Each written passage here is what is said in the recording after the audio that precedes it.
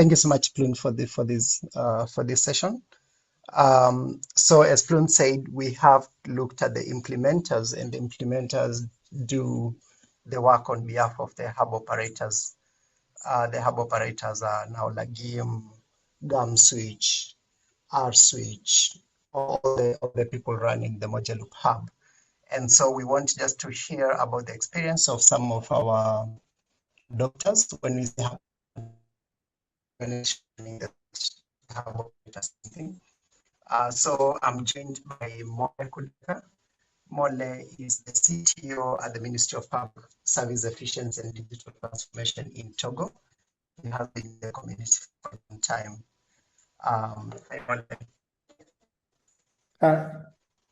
Sorry, Chiu, I cannot clearly get you.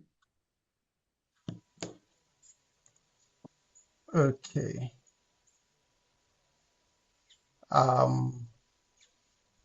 Perhaps you can kill the video, Tula, for now. You can try with that. Okay. Okay. All right. I hope it's better. Much. Okay. And then we also have Promise. Promise is the product guy at RSwitch in Rwanda, also a hub operator who went live in February last year. Can you hear us, Promise? Yes, I can hear you. I can hear you. Okay, thanks so much, guys, for agreeing to share your experiences in terms of where you are and what you have gone through. To start with, maybe we can just say, what's the status of your deployments in Togo and also in Rwanda? Mole, maybe you can start us off. Where is your deployment currently? What use cases do you have? Any DFSPs that are connected, and anything else you want to share about your current status? Okay, thank you, Chilo. Concerning the state of our deployment, we are currently finalizing UAT tests, and we plan for five DFSP, 2 telco, 1 banks, 2 banks, one of them being the postal office, and also the National Treasury. But currently we are finalizing UAT with the 2 telco and the postal office. The banks is still finalizing integration. The National Treasury, as you know, traditionally National Treasury are not banks, but in our area, they are currently migrating to a state where they can act as bank, and in that case they will be able to join the effort, the switch effort. We thought there will be the migration will be done as quick so that they can join the switch, but unfortunately it is not ready yet. So we are the UAT phase does not include them. So currently, the 2 telco and the postal office bank are able to transact in UAT. Production environment is deployed, but Togo have the exceptional context of not having a national central bank, but a regional one. So we need to finalize regulatory aspects before starting the production. So currently focus is on the regulatory part, while we are adding to the UAT environment tools like fraud management and also participant billing system. Thank you.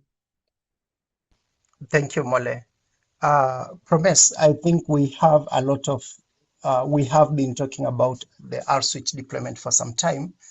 Maybe you can approach it from the side of, I know today is a big day for RSwitch and for their deployment for eCash. Maybe you can say what that step is that's being pushed for today and what it entails, and yeah, just the current position. Yeah, thank you very much. I hope you can hear me. Yes, so as you have Clearly, sir. mentioned, Clearly. as you have mentioned, we have been talking about our deployment for quite some time. So now, as you have mentioned, today is a big day because we have been working toward this, especially what we call the cutover of all bilaterals. So for you to get an idea, is that means that every transaction that is off net or off us that is going to be done in Rwanda that is 10 million or below will be going through eCash. So no more bilateral integration.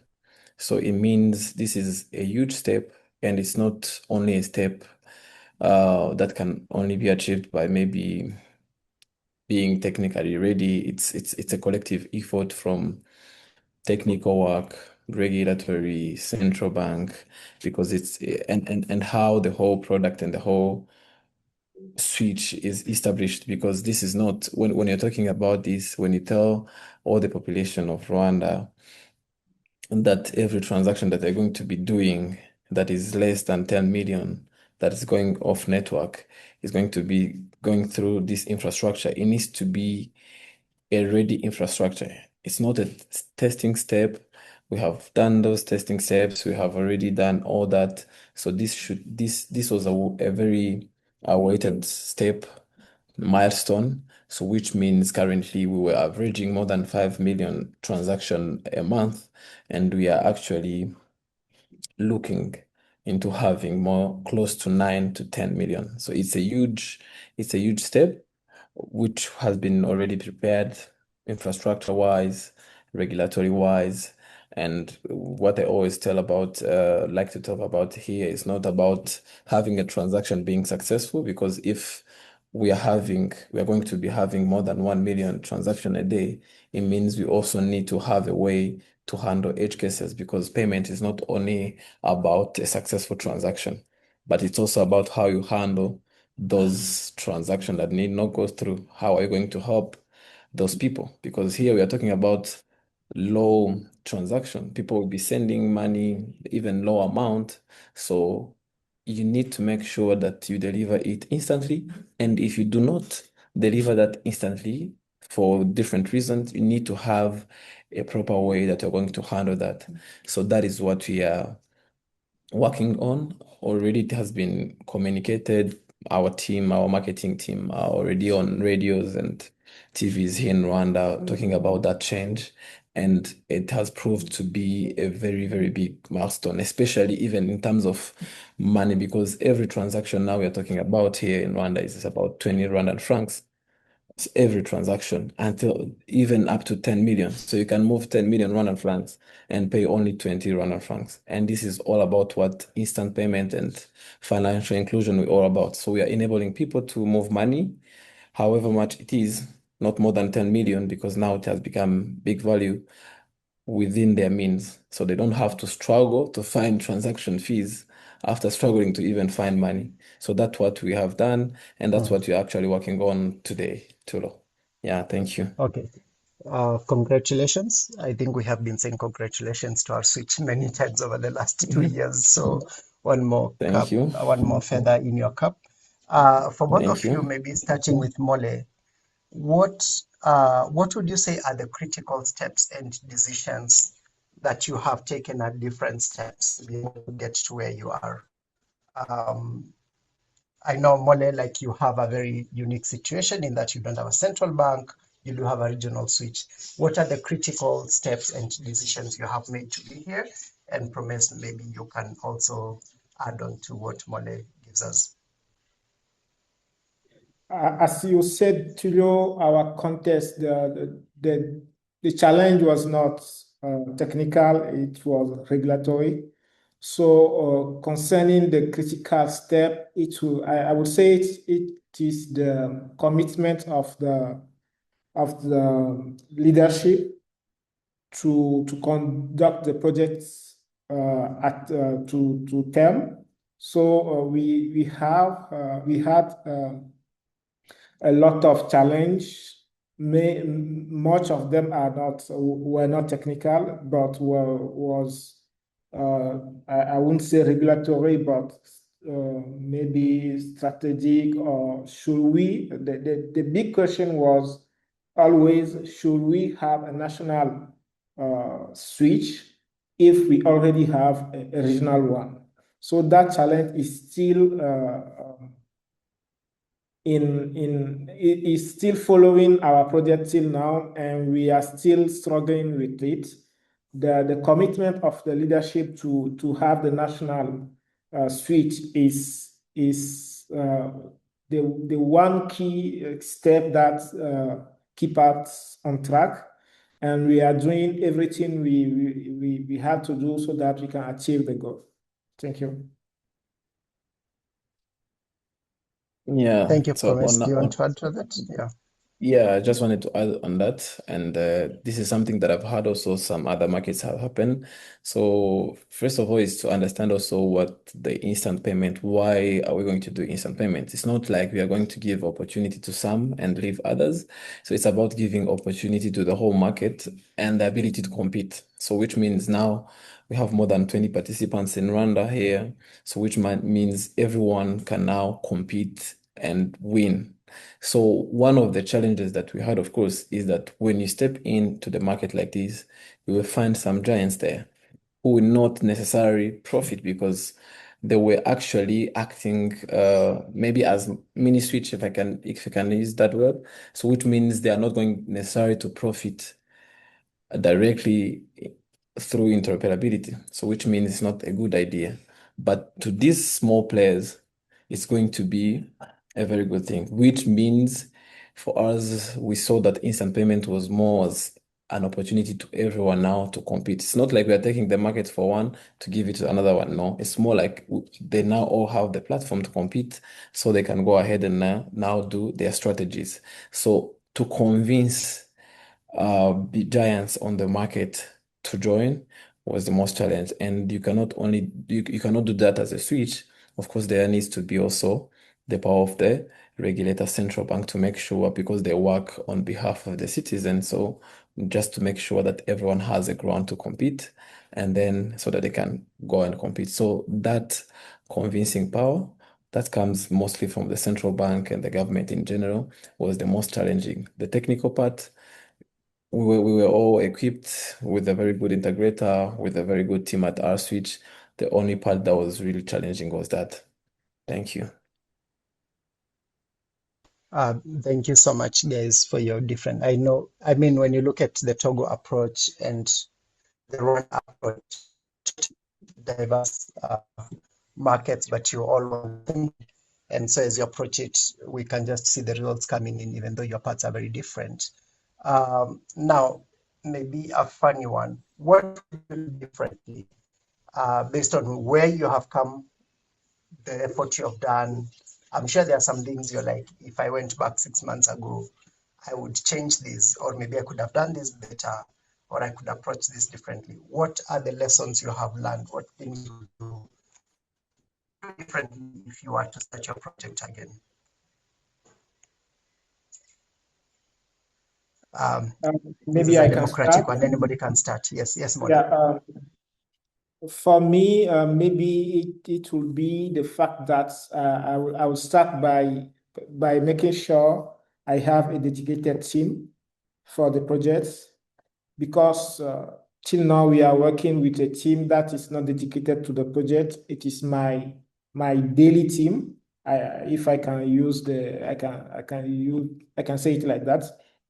So we are doing many things, and the street being one of them. Another could be the national payment infrastructure, not interoperability, but government collecting money.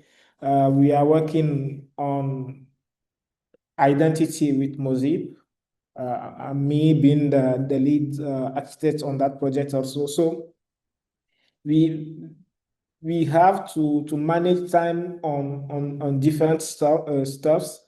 So I will choose to have a dedicated team to the street deployment, because we choose to have the system on premise with infrastructure that we need to manage ourselves. and also the operational step of the switch. We will have to manage it ourselves. So having a team dedicated to this will ensure that the team gets their competence on MojaLoop specific stuffs are guaranteed, and also that how will I say, they are. Let me maybe give an example. Currently, we are working with these our teams. Often they send requests and they are waiting also to our reply so that they can continue the work. But because we are on many teams, they feel like the reply is delayed. So okay, there is kind of frustration I consider with us not replying as quick as they expect it. So going with a dedicated team will be what I will change to what we do till now. That I know you're my friend and joke about this, but that sounds like a very public apology to the talks for delaying the responses to. So the talks team, you understand why you don't get responses very fast. Promise, do you want to add on to that? Yeah, just wanted also to share. Yeah, well, different. It's more like a mindset shift for me because we have been nearly 1 year and a half live on MojaLoop. We have had enough time to iterate, change, improve what we have done before. So one thing that I've seen that actually I would do differently now is how I approach. You see, we have MojaLoop. Everyone has MojaLoop here. Togo, Rwanda, Guinea, and others are also adopting it. But now we are taking it to different markets, right?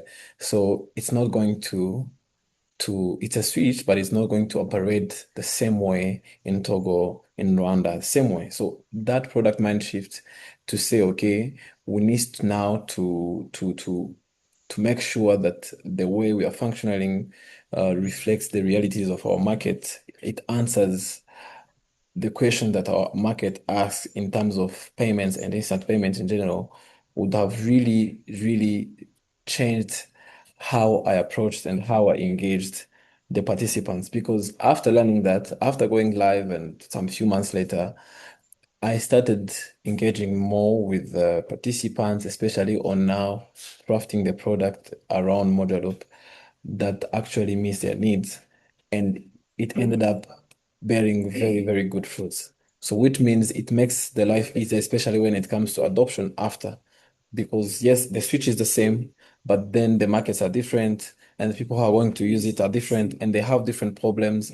We cannot expect different things. So that mind shift, it also affects the way you engage and the way you do all those additional peripherals, if I can add them, like reconciliation, redispute, and other things that we have done on top of the foundation that we've gotten from MojaLoop change the way. So for me, it would be more of a mind shift, which even others that are adopting now can actually learn to say, okay, this is maybe Guinea, this is maybe Togo. If we are doing it, we're not going to copy paste from what they have done in Rwanda. We just have to bring the foundation and then now adjust it on our realities on the market. So that is what I can change, and that I'm sure it can also shorten the time that it can take me to adopt and acquire even more clients on the platform. Thank you. Thanks so much. I think when Rwanda went live last year, it took some months before Liberia also went live. And so I think Rwanda, the R Switch project was like live alone, and there was no other adopter who you are like brainstorming with, talking with. And I think Steve's first session talked about bringing in adopters together to be able to caucus and share experiences and brainstorm. And I think that's what you're referring to. But it's not just adopters, it's the community. How would you guys say you have benefited from the community? the community is the people who are here in this call. I mean, whether it's regulators, adopters, implementers, partners like Africanenda, IDEA, everybody in this call is part of the community. How have you benefited from that? And because we have about 5 to 6 minutes, maybe if you want, you can say how you have also put back, how you also given back into the community. If you have benefited, then how have you refunded that that help? For lack of a better word, anybody can answer this. It's 3 minutes. Yeah. Yeah, then we'll close it after that. Yeah, thank you. So I can say that we have, when we started, there were no many countries that were actually even doing it. So the team of MojaCom really helped us, especially when we needed support. So here I'm talking about our switch and wiring as integrator that we were working together. So there are some support that we needed from the MojaCom team. That was the help. And then now so many countries are even joining, it's going even the more they join and the more actually you can get out of from community, because now the experience is huge. So which means if people are now joining, if they try to leverage on the community, they ask our integrator, let's say Wiredin and others who have implemented in other countries, I'm sure the lessons are so many that they can learn. So from our side as Rwanda, we have decided, of course, that we'll be, of course, as we have benefited from the community, we also be sharing. We have started, especially on the dispute part, which we have worked on, and we have already defined what is going to be shared. But of course, as priorities were actually being pushed, that we have said that today we have cut all the bilaterals. So there were so many things that were going on, but this is something that we have planned, we have already defined, and it's already known that we are going to be sharing this. And it's the only way that we can grow. So we are going to share this dispute, others we share. So people who will be joining even after we have, and will be benefiting even more from the community and from the MojaCom core application. So for us as Rwanda, that's how the experience has been so good. We have attended so many MojaCom community meetings. We even learned how other problems are being solved, not only technically, but regulation-wise, how other problems are being solved, how things are being handled in the other places. It's all not only the things that will be touching the MojaCom, and that's the duty of the community. It's not only technical, but also other experiences like regulations and other aspects of instant payment. Thank you. Mole, sorry, you're muted, sir. Okay, I was saying that apart from the fact that we a lot of time brother Nathan, Olivier, and Chulo. Our journey, mainly the on-premise journey, made us often require technician support.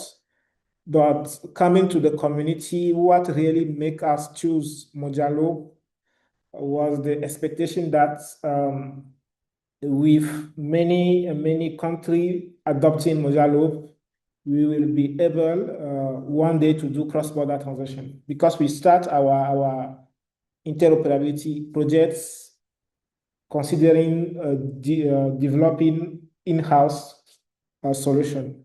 But we attend a MojaCom community meetings where I think that was the first time the project of the cross-border was presented, and we consider that it will be an opportunity to be able to do cross-border transaction in contexts where regulation allows it. And if we go with a custom-made solution, we will have to adapt, we will need to always adjust our implementation to what other community or what other adopters of MojaCom have. So we choose to go with MojaCom, expecting one day we'll be able to do cross-border transaction. Thank you.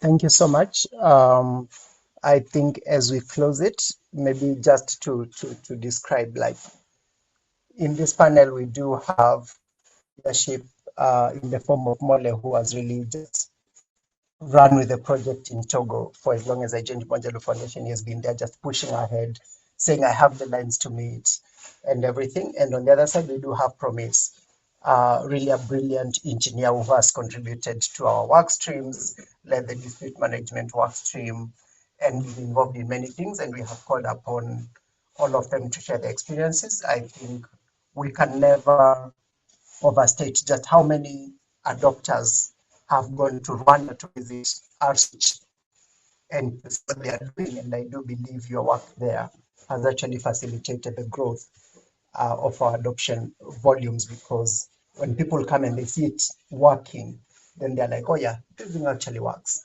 Because for a long time there was, there was a question of where does it work? But since Rwanda went live, we have had a lot of just interest and